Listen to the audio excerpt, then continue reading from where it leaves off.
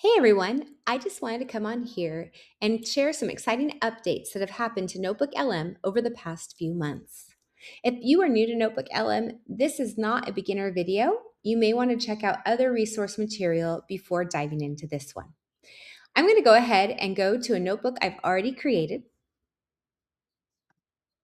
Here is a notebook on World War II. You can see my sources on the left. You can see an interaction in the middle. Here's an example where NotebookLM will only talk about those things that you have added.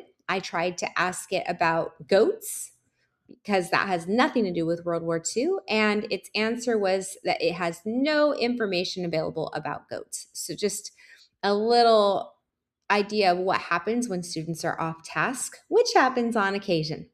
Additionally, you can now create audio podcasts, which has been around for a while, but they are now interactive. Because I am recording, I can't play with the interactive feature, but just know that once you click on an audio file that has already been created, it will ask you if you want to interact with it.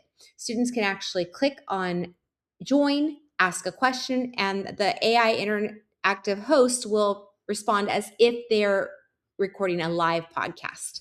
There's also the capability for updated videos. Here is what a new slide deck looks like, very detailed that you can see. I would, of course, want to go through it for accuracy, being a content expert.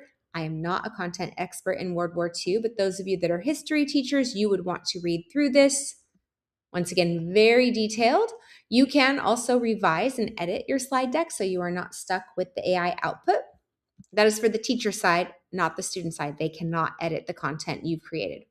There is also the opportunity to look at a infograph, in this case, a timeline.